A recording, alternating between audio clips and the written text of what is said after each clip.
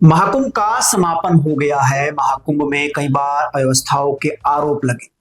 कुछ सरकारी रिपोर्टें भी सामने आई जिसमें जो गंगा जल है, गंगा का, उसके प्रदूषित होने की बात कही गई। ये बताया गया कि जो महाकुंभ में संगम का जल है वो बहुत ज्यादा प्रदूषित है, उसमें फेकल बैक्टीरिया है, उससे नहाने से या उसको पीने से बीमारियां हो सकती हैं। जिसके बाद उत्तर प्रदेश के मुख्यमंत्री योगी आदित्यनाथ ने विधानसभा से कहा कि महाकुंभ में गिद्धों को लाश मिली और सुअरों को गंदगी। आखिर योगी आदित्यनाथ ने यह बात किसके लिए कही, क्यों कही, जानिए पूरी इस खबर में। नमस्कार, मेरा नाम है गौरव पाल, आप देख रहे हैं भारत लोक। 7 दिन पहले एक रिपोर्ट आती है सीपीसीबी की जिसमें दावा किया जाता है कि संगम का जो जल है वो बहुत ज्यादा प्रदूषित है, उसमें फीकल क्लोरोफॉर्म बैक्टीरिया जो है वो मौजूद है, जो कि जानलेवा हो सकता है अगर उस पानी में नहाया जाए या उसको पिया जाए। लेकिन यह रिपोर्ट विपक्ष ने जारी नहीं करवाई, यह रिपोर्ट एनजीटी ने जारी की और रिपोर्ट थी सीपीसीबी की, यानी कि सेंट्रल पॉल्यूशन कंट्रोल बोर्ड, जो कि केंद्र सरकार के अधीन आता है, मिनिस्ट्री ऑफ एनवायरनमेंट के अधीन आता है। तो आखिर अगर पानी में कुछ कमी थी भी तो फिर पर्यावरण मंत्रालय ने सीपीसीबी की इस रिपोर्ट को सबमिट क्यों कराया? सीपीसीबी ने इस रिपोर्ट को एनजीटी में सबमिट क्यों किया? और उस पर्यावरण मंत्रालय ने जो कि भाजपा का है। तो आखिर जो महाकुंभ में योगी आदित्यनाथ की छवि थी, जो कि भव्य और दिव्य कुंभ को लेकर बनाई जा रही थी, उसके पीछे उस छवि पर बट्टा लगाने के लिए कौन सेंध लगा रहा था? विपक्ष या फिर भाजपा के भीतर के ही कुछ लोग? जी हां, विपक्ष तो सीपीसीबी की रिपोर्ट जारी नहीं करा सकता। सीपीसीबी की रिपोर्ट तो पर्यावरण मंत्रालय ने जारी कराई है।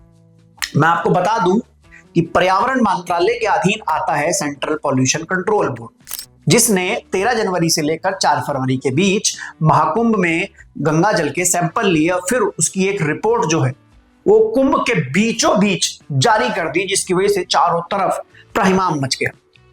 जो पर्यावरण मंत्रालय है उसके मंत्री हैं भूपेंद्र यादव, जो कि अलवर से सांसद है। भूपेंद्र यादव की जो सबसे खास चीज है वो ये है कि भूपेंद्र यादव अमित शाह के बहुत करीबी बताए जाते हैं और अमित शाह और योगी आदित्यनाथ के बीच 36 का आंकड़ा है, ये बात जग जाहिर है। तो क्या अमित शाह ने ही वो रिपोर्ट जारी करवाई? क्या अमित शाह के इशारे पर सीपीसीबी ने वो रिपोर्ट एनजीटी में सबमिट की और उसको फिर बीच महाकुंभ में जारी कर दिया गया? क्या अमित शाह योगी आदित्यनाथ की छवि पर पट्टा लगाना चाहते थे? ये बड़ा सवाल है और ऐसा हो भी सकता है, क्योंकि हम लोग जिस तरीके से उत्तर प्रदेश और दिल्ली के बीच में जो संग्राम देखते हैं, जो सियासत की लड़ाई है जो दलों के बीच चलती है, उसमें अमित शाह अपने आप को नरेंद्र मोदी के बाद उनका सक्सेसर मानते हैं, तो वहीं दूसरी ओर योगी आदित्यनाथ खुद को नरेंद्र मोदी का सक्सेसर मानते हैं। और हम लोगों ने आमतौर पर देखा है कि बीते दिनों भी जब दिल्ली और लखनऊ के बीच की जो रंजिश थी वो कैसे खुलकर सामने आई। तो ऐसे में बड़े सवाल ये उठ रहे हैं कि भाजपा सरकार ने ही महाकुंभ का आयोजन करवाया और भाजपा सरकार ने ही महाकुंभ के आयोजन में आरोप लगाए कि पानी जो है वो साफ नहीं है, वो गंदा है। तो इससे साफ पता लगता है कि बीजेपी के भीतर जो पॉलिटिक्स चल रही है, अमित शाह भी जानते हैं कि अगर योगी आदित्यनाथ की छवि सुधरती है और अच्छी बनती है महाकुंभ के दिव्य और भव्य आयोजन से, तो उससे योगी आदित्यनाथ 2027 में फिर से चुनाव जीतेंगे और अगर वो लगातार तीसरी बार मुख्यमंत्री बन गए तो फिर दिल्ली चढ़ाई कर देंगे। और अगर योगी आदित्यनाथ दिल्ली चढ़ाई करते हैं तो फिर अमित शाह क्या करेंगे? ये भी एक बड़ा सवाल है।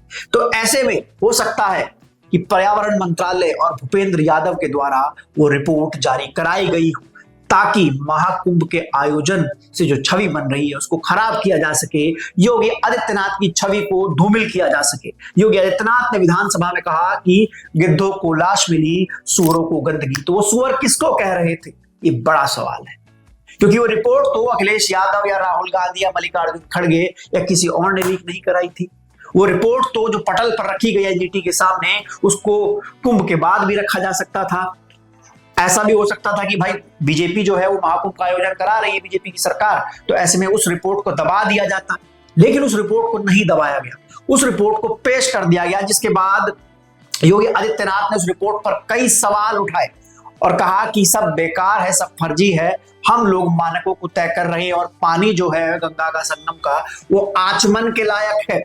उसके बाद योगी आदित्यनाथ महाकुंभ के समापन के बाद संगम पर साफ सफाई करने भी गए, लेकिन बड़ा सवाल यह है कि आखिर क्यों योगी आदित्यनाथ की उस छवि पर बट्टा लगाने की कोशिश की जा रही।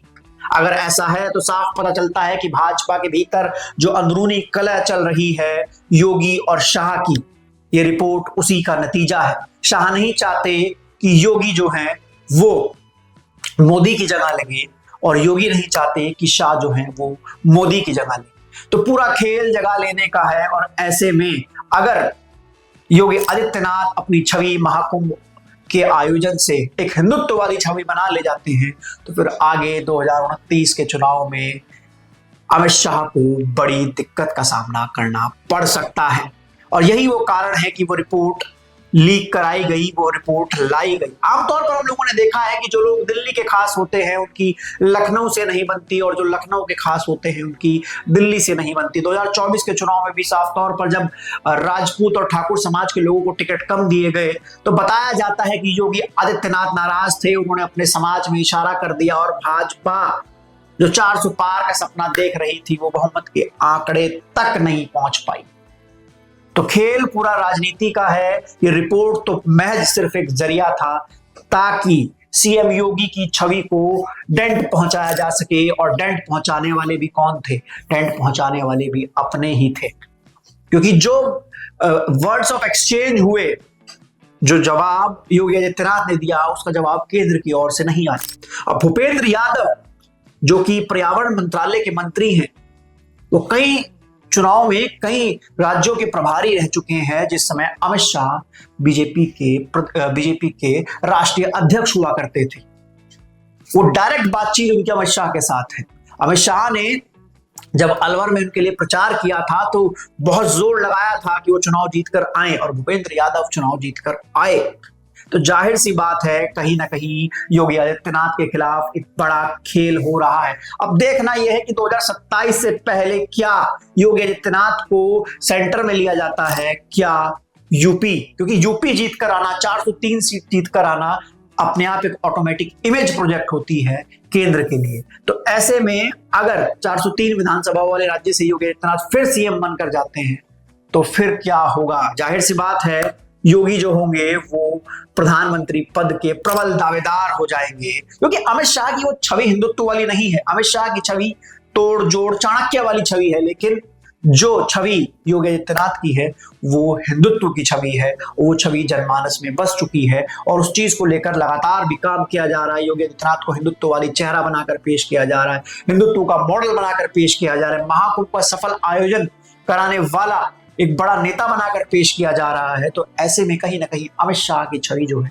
वो योगी के सामने छोटी होती नजर आ रही है। आपको क्या लगता है? क्या मेरा आकलन सही है? आप लोग अपनी राय कमेंट सेक्शन में दर्ज करा सकते हैं। तब तक के लिए चलते हैं, फिर मिलेंगे दूसरे वीडियो में। धन्यवाद, नमस्कार।